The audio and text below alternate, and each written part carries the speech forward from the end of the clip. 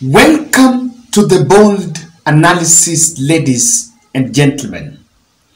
Azimio la Umoja today called off the Thursday demo, moments after a press briefing was released after the Kenya Kwanza bipartisan talks team decided to drop down Adan Canaan, cede ground and allow for it to happen. It has been, however, treated as that was the ground why the Azimio has called off their mass action.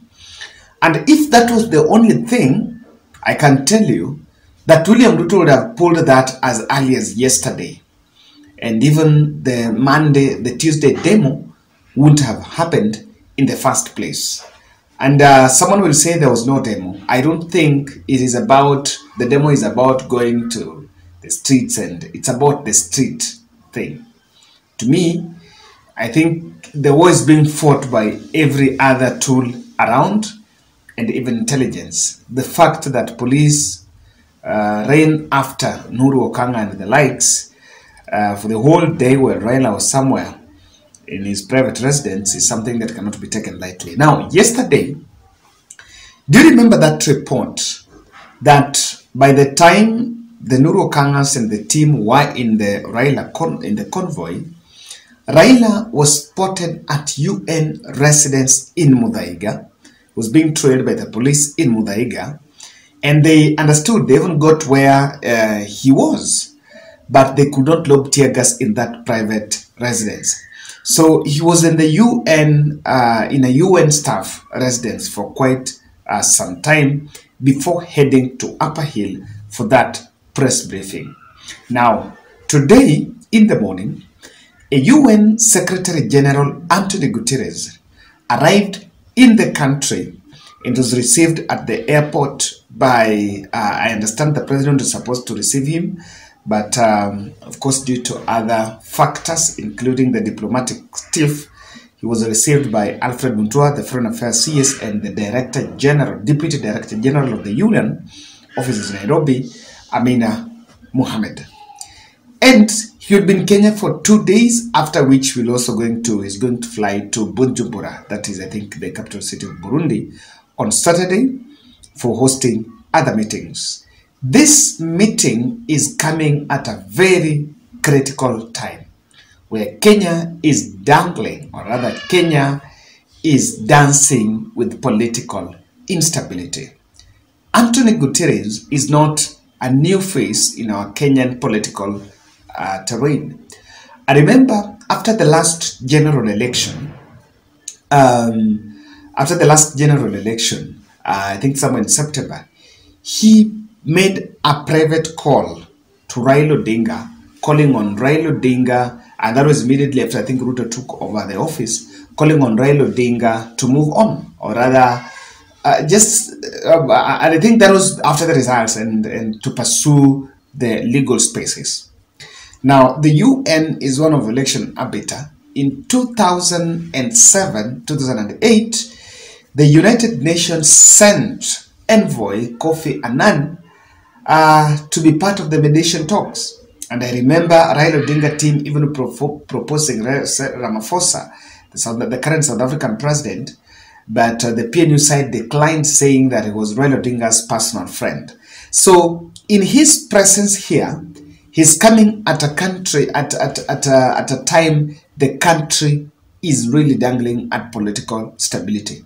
One is diplomatic stiff, when the Pentagon leaks emerged showing that the Deputy Director General who resides in Kenya here in Nairobi, the Union office in Nairobi, was allegedly in talks, they were sharing talks with him, and that they did not trust the presidency of William Ruto, terming him as ruthless or something like that. So this came, and it also, and I remember that showing really, I remember that coming out clearly, that maybe they did not really trust on William Ruto. So apart from it being on, they can also, the state can also feel that probably they're supporting Raila Odinga push because of that trustworthiness that emerged. Immediately today, it is not a coincidence that the mass action slated for Thursday was called. According to the multiple sources that have emerged, is that immediately arrived in the country, drove through to the residence in Muthaiga, where a high-profile meeting was convened, and it is really believed that it is this meeting that could have yielded the fruits of making sure that the Thursday demo has been called off. There's some things that Raila Odinga has been insisting on, and I think this will be a better stake compared to what was being put on table. And so we want to delve more so that we look at the mission of the UN-Gutteres in the country. It is not really it is not exclusively on the UN role, or rather on his UN capacity as DG, but it's also here to look at what exactly is happening in the country. So I want us to pay more attention to that in this analysis.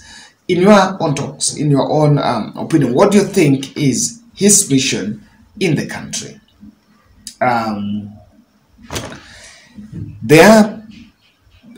One, clearly, Raila demanded for mediated talks.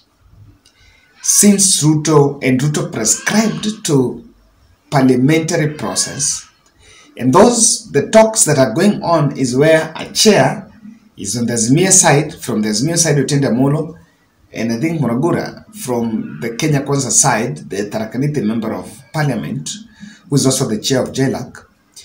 But you've seen that there have been challenges all through because of the hardline stance from both sides.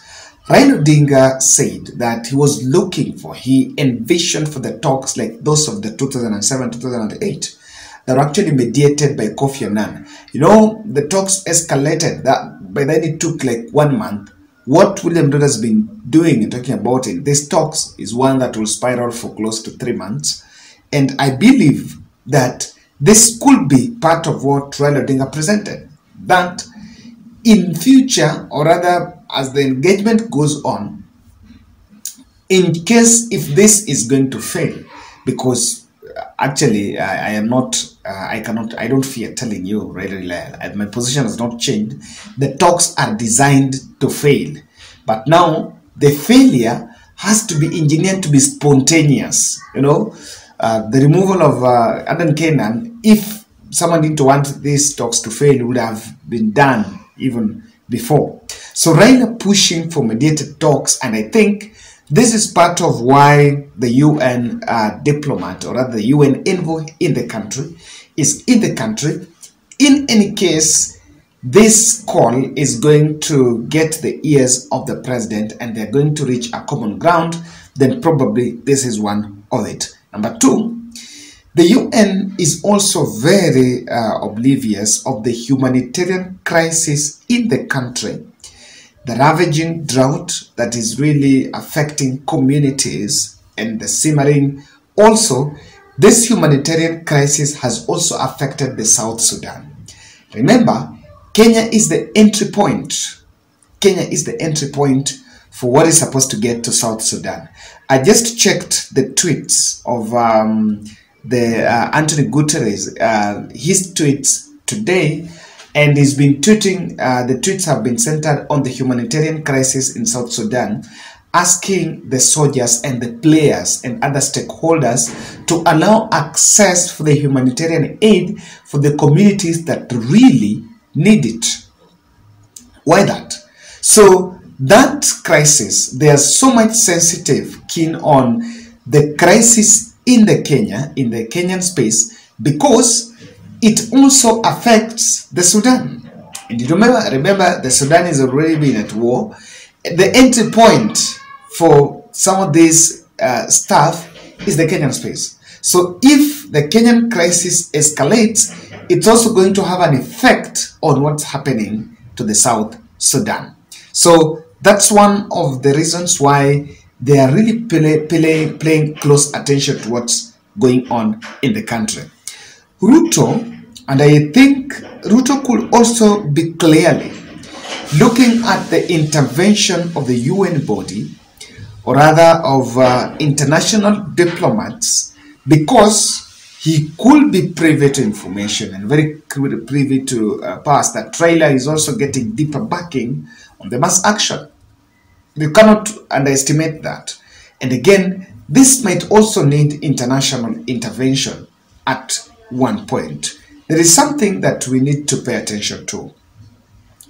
Ruto's skewed employment matrix is against the Sustainable Development Goals on equity. Ruto is employing Kalenjins, left, right, and center. They're the ones that are getting the employments and of others. So that's be part of it. And I do believe, I strongly believe that one of the reasons why the talks are resuming is the mediation efforts by the Anthony Gutteres. But all in all, there were also other forces conspiring against that mass action, because tomorrow the German Vice Chancellor is in the country on Thursday. He's supposed to be in the country for some bilateral talks, and I will have to look at that at one point, probably tomorrow. And this is part of the negotiations, probably is also part of the negotiations that is going to help.